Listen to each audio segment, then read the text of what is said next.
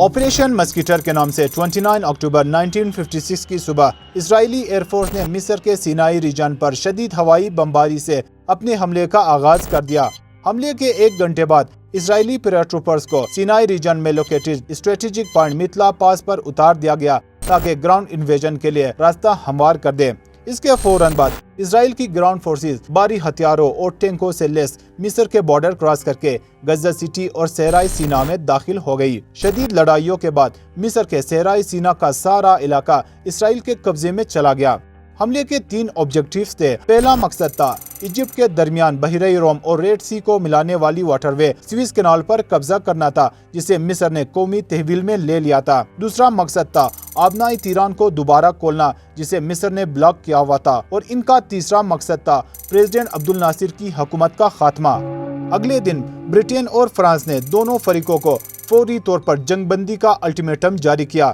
اسرائیل فوراً پیچھے ہٹا، مگر ایجپٹ نے کوئی پرواہ نہ کی، جس پر برٹین اور فرانس مل کر ایجپٹ پر حملہ کر دیا۔ پہلی بار امریکہ اور سوویت یونین دونوں اس حملے کی کھل کر مخالفت کی۔ سوویت روس نے دھمکی دی اگر برٹین اور فرانس پیچھے نہ ہٹے تو وہ فرانس، برطانیہ اور اسرائیل تینوں پر حملہ کر دے گا۔ اس جنگ کو سوئس کرائسس کے نام سے یاد کیا جاتا ہے۔ اسرائیل ایجپٹ پر حملہ کیوں کیا؟ سوئس کینال کرائسس کیا تھا؟ یوکے کا سب سے بڑا ملٹری الائی امریکہ برطانیہ کا ساتھ کیوں نہیں دیا؟ آخر سوویت یونین برطانیہ اور فرانس پر حملے کے لیے کیوں تیار تھا؟ اس ویڈیو میں ہم آپ کو دکھائیں گے کہ کرائسس کا اختتام کیسے ہوا۔ سوئس کرائسس جاننے سے قبل اس کی ہسٹری جاننا ضروری ہے تاکہ مسئلہ آسانی سے سمجھ میں آ سکے۔ سوئس کینال ایجپٹ کے درمیان بحیرہ روم اور ریڈ سی کو ملانے والی آبی گزرگاہ ہے۔ 193 کلومیٹر لمبی اور 300 فٹ چوڑی یہ مصنوعی کینال ایشیا اور یورپ کے درمیان انتہائی اہمیت کے حامل ٹریڈ روٹ ہے۔ سوئس کینال کی تعمیر کا آغاز سال 1859 میں ہوا۔ اس کا سہرا ایک فرینچ ڈپلومیٹ فرڈینینڈ ڈی لیسپس کو جاتا ہے۔ اسے بنانے میں 10 سال کا عرصہ لگا۔ اس دوران ہزاروں کی تعداد میں مصری مزدور کنسٹرکشن کے مختلف مراحل کے دوران ہلاک ہوئے۔ سال 1869 میں سوئس کینال کو سی ٹریڈ کے لیے کھول دیا گیا۔ اس کا سب سے زیادہ فائدہ اس دور کے کولونیل پاورز فرانس اور برٹش کو ہوا۔ نہر کی بدولت بحری جہاز افریقہ کے گرد چکر لگائے بغیر یورپ اور ایشیا کے درمیان آمد و رفت کر سکتے تھے۔ انگلینڈ سے ہندوستان کا بحری فاصلہ 4000 میل کم ہو گیا۔ یہ کینال ایک private company Swiss canal company کی ملکیت تھی۔ اس کے شیئر ہولڈرز میں فرینچ، آسٹرین، رشین انویسٹرز کے علاوہ ایجپٹ کے حکمران اسماعیل پاشا بھی شامل تھے۔ کمپنی اور مصر کے بادشاہ کے درمیان ایگریمنٹ یہ ہوا کہ 99 ایئرز تک یہ کینال کمپنی ہی کی ملکیت میں رہے گی۔ اس کے بعد اسے مکمل طور پر مصر کے حوالے کر دیا جائے گا۔ کینال کے زیادہ تر شیئرز فرانس اور مصر کے پاس تھی، لیکن سال 1875 میں معاشی بحران سے نکلنے کے لیے اور بھاری قرض کی ادائیگیوں کے لیے مصر کے بادشاہ اسماعیل پاشا نے اپنا سارا شیئرز برطانیہ کو 4 ملین پاؤنڈ کے عوض فروخت کر دیا۔ اس سے نہ صرف کینال کا مکمل کنٹرول برٹین کے پاس چلا گیا بلکہ خود مصر بھی یوکے کی کالونی بن گیا۔ یوں مصر کا 44% شیئرز برطانیہ کے پاس چلا گیا۔ یہاں سے ہوا مسئلے کا آغاز۔ اس عمل کے خلاف سال 1882 میں ایجپٹ کے اندر ایک بغاوت ہوئی۔ نیشنلسٹ کی اس بغاوت کو برٹین نے بری طرح سے کرش کیا۔ ایجپٹ مکمل طور پر برٹین کے کنٹرول میں آ گیا۔ بہرحال نیشنلسٹ موومنٹ جاری رہا اور سال 1922 میں بالآخر مصر نے برٹین سے آزادی لے لی۔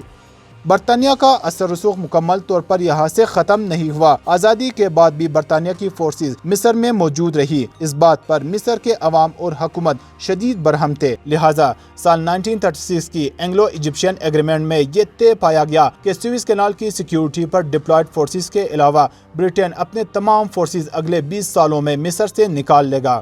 آپ بھی حیران ہوں گے کہ سوئس کینال کا سیکنڈ عرب اسرائیل وار سے کیا تعلق ہے۔ سال 1948 میں جب اسرائیل بنا تو 7 عرب ملکوں نے مل کر اسرائیل پر حملہ کر دیا، مگر عرب ملکوں کو شکست ہوئی۔ اسے فرسٹ عرب اسرائیل وار بھی کہتے ہیں۔ اس جنگ میں سب سے بڑی فوج مصر کی تھی۔ مصر کی فوج میں موجود جونیئر لیول کے کچھ آفیسرز نے بغاوت کر لی۔ ان کا خیال تھا کہ بادشاہی نظام کی وجہ سے اسرائیل کے خلاف مصر نے یہ جنگ ہاری ہے۔ مصری فوج میں موجود سیکریٹ تحریک اپنے ملک کو آزاد کرنا چاہتے تھے۔ اس کے ایک لیڈر تھے جمال عبد الناصر۔ فوج کے علاوہ عوام کا بھی یہی خیال تھا کہ مصر کو جو شکست ہوئی ہے اس کی وجہ بادشاہی نظام ہے۔ چنانچہ سال 1951 میں مصر کی حکومت نے برٹن کے ساتھ جو معاہدہ کیا تھا اسے توڑ دیا اور برٹن سے کہا کہ وہ اپنی فوجیں سویز کینال کے حدود سے نکال دے۔ اس فیصلے کی وجہ سے مصر اور برٹن کے درمیان جنگیں بھی ہوئی۔ سال 1952 میں مصر میں انقلاب کا آغاز ہو گیا جس کی قیادت جمال عبد الناصر کر رہے تھے۔ جمال عبد الناصر مصر میں بیرونی مداخلت کے شدید مخالف تھے۔ سال 1956 میں جمال عبد الناصر مصر کے پریزیڈنٹ منتخب ہوئے۔ اس نے عوام سے دریائے نیل پر آسوان ڈیم کی تعمیر کا وعدہ بھی کر لیا۔ چونکہ مصر اور اسرائیل کے تعلقات خراب چل رہے تھے تو جمال عبد الناصر نے امریکہ سے ہتھیاروں کی مدد مانگی۔ اسرائیل امریکہ کا انتہائی قریبی دوست تھا، لہٰذا امریکہ نے مصر کو ایسے کسی بھی قسم کے ہتھیار دینے سے انکار کر دیا جنہیں وہ اسرائیل کے خلاف استعمال کر سکے۔ البتہ امریکہ، برطانیہ اور عالمی بینک نے یہ وعدہ کیا کہ وہ آسوان ڈیم کی تعمیر کے لیے ضرور فنڈز دیں گے۔ امریکہ کی مصر کو ہتھیار نہ دینے کی وجہ سے جمال عبد الناصر ناراض ہو گئے۔ انہوں نے چیکوسلواکیہ سے ہتھیار خرید لیے۔ جب امریکہ اور برٹن کو پتا چلا کہ صدر ناصر سوویت یونین سے ہتھیار خرید لیے ہیں تو انہوں نے جمال عبد الناصر پر پریشر ڈالنے کے لیے آسوان ڈیم کی فنڈنگ روک دی۔ امریکہ نے ورلڈ بینک سے کہا کہ آسوان ڈیم کی فنڈنگ تب تک روک دے جب تک مصر کی حکومت ہماری بات نہیں مانیں گے۔ ویسٹ کی یہ پریشر بیک فائر کر گیا۔ صدر جمال عبد الناصر نے کہا اگر آپ فنڈنگز نہیں دیتے تو پھر ہم سویز کینال کو نیشنلائز کریں گے۔ چنانچہ 26 جولائی 1956 کو صدر ناصر نے اپنی ایک اسپیچ میں اعلان کیا کہ وہ سویز کینال کو نیشنلائز کرنے جا رہا ہے۔ نہر سے جو ریونیو اکٹھا ہوگا وہ ڈیم کی کنسٹرکشن پر لگائے گا۔ البتہ اس نے یہ ضرور وعدہ کیا کہ کمپنی میں جتنے شیئر ہولڈرز ہیں ان کے پیسے واپس کریں گے۔ امریکی پریشر کے باعث اور مسئلے کے حل کے لیے برٹن نے اگست کو لندن میں ایک کانفرنس بلائی جس میں 22 ملکوں نے شرکت کی۔ کانفرنس میں پاکستان نے برٹن اور فرانس کی موقف کی حمایت کرتا ہوا نظر آیا جبکہ انڈیا مصر کی حمایت کرتا ہوا نظر آیا، لیکن مسئلے کے حل کے لیے کوئی فیصلہ نہ ہوا۔ چنانچہ برٹن اور فرانس نے یہ فیصلہ کیا کہ وہ مصر پر مل کر حملہ کر دیں گے کیونکہ انہی دو ممالک کے پاس سویز کینال کمپنی کے سب سے زیادہ شیئرز موجود تھے اور ان کی انڈسٹری کے انحصار اسی تیل پر تھا۔ یہ ان کے لیے زندگی اور موت کا مسئلہ بن چکا تھا، لہٰذا برٹن نے یہ فیصلہ کیا کہ جمال عبد الناصر کا خاتمہ ہی اس مسئلے کا حل ہوگا۔ چنانچہ فرانس نے بھی برٹن کی کھل کر حمایت کی۔ امریکہ کی مخالفت کے باوجود برطانیہ، فرانس اور اسرائیل نے مل کر فرانس میں ایک خفیہ پروٹوکول سائن کیا۔ سازش میں یہ طے پایا کہ سب سے پہلے اسرائیل سویز کینال پر حملہ کرے گا۔ برٹن اور فرانس مل کر اسرائیل اور مصر کو پیچھے ہٹنے کا الٹیمیٹم جاری کرے گا۔ اسرائیل پیچھے ہٹے گا جبکہ مصر کے لیے یہ قابل قبول نہیں ہوگا۔ یوں برطانیہ اور فرانس کو اس جنگ میں شامل ہونے کا جواز مل جائے گا اور سویز کینال پر حملہ کر دیں گے۔ اس کے ساتھ ہی وہ جمال عبد الناصر کی حکومت کا خاتمہ کر دیں گے۔ پلان کے مطابق یہی ہوا۔ برطانیہ اور فرانس نے مصر کے خلاف اسرائیل کے ساتھ مل کر سازش کے تحت 29 اکتوبر 1956 کو اسرائیل کے ذریعے مصر پر حملہ کرا دیا۔ آپریشن مسکیٹر کا آغاز ہو گیا جس کی command British general sir Charles Keightley کے پاس تھی۔ اسرائیلی پرائم منسٹر بن گورین اپنے chief of army staff Moshe Dayan کو مصر پر حملے کا حکم دیا۔ اس کے ساتھ ہی اسرائیل کی فوجیں غزہ سٹی اور سینائی میں داخل ہو گئی۔ اسرائیلی ایئر فورس نے سب سے پہلے سینائی ڈیزرٹ میں مصری کمیونیکیشن سینٹر پر بمباری کی۔ حملے کے 1 گھنٹے کے اندر اسرائیلی پیراٹروپرز کو مطلع پاس پر اتار دیا گیا تاکہ وہ گراؤنڈ انویژن کے لیے راستہ ہموار کر دے۔ اسرائیلی انفینٹری اور آرمرڈ بریگیڈ 4 مختلف دستوں میں تقسیم ہو کر مصر میں داخل ہو گئی۔ دونوں افواج کے درمیان شدید لڑائی کا آغاز ہوا اور جلد ہی اسرائیل نے صحرائے سینا کا سارا علاقہ اپنے قبضے میں لے لیا۔ ویسے بھی اسرائیل کئی مہینوں سے مصر پر حملے کی تیاری کر رہا تھا کیونکہ مصر نے آبنائی تیران اسرائیلی جہاز رانی کے لیے بند کیا ہوا تھا۔ پلان کے مطابق اگلے دن برطانیہ اور فرانس دونوں فریقوں کو فوری طور پر لڑائی روکنے کا الٹیمیٹم جاری کیا اور دونوں فوجوں کو سویز کینال کے حدود سے 16 کلومیٹر دور پیچھے ہٹنے کو کہا۔ اسرائیل مان گیا جبکہ توقعات کے عین مطابق مصر کینال کا کنٹرول چھوڑنے سے انکار کیا۔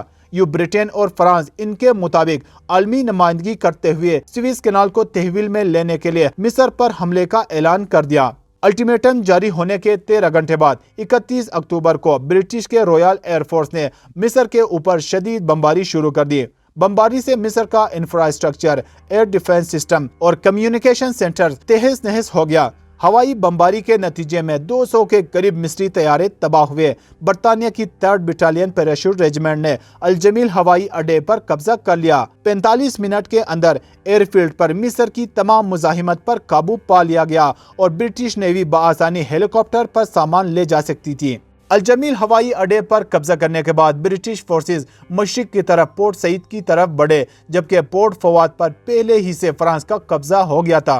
रात भर के लिए इत्तेहादी फोर्सेस वही पड़ाव डाला, क्योंकि अगले दिन समंदर से चढ़ाई करने से पहले इत्तेहादी एयरफोर्स ने पोर्ट सईद के साहिली इलाकों पर शदीद बमबारी करना थी। बरतानिया के रॉयल मेरीन कमांडोज ने बरतानवी टैंकों की मदद से बरतानवी और फ्रांसीसी फजाइया के साथ मिलकर जल्द ही मिस्र की अफवाज को शिकस्त दे दी। 6 नवंबर की आधी रात को यूनाइटेड नेशन के सेक्रेटरी जनरल के इसरार पर जंगबंदी की दरख्वास्त की गई, जिसे बरतानिया और फ्रांस ने वीटो कर दिया।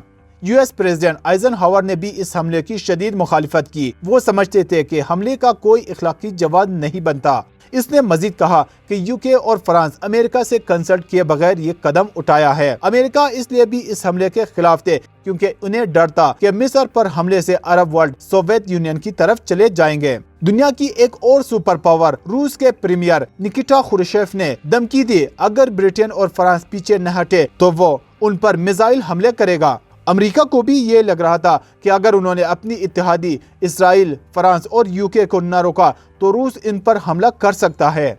दूसरी तरफ बरतानिया के अंदर जंग के खिलाफ बड़े पैमाने पर मुजाहिरे शुरू हुए। हजारों लोग सड़कों पे आए। बरतानिया अभी चंद बरस पहले ही एक आलमी जंग से बाहर निकला था, जिसकी वजह से इसकी इकोनॉमी संगीन इक्तिसादी बहरान का शिकार चली आ रही थी। पाउंड की कीमत गिर रही थी और बेरोजगारी बढ़ रही थी। ऐसे हालात में अमेरिकी सदर ने बरतानिया और फ्रांस को फौरी तौर पर इनखला का हुक्म दिया।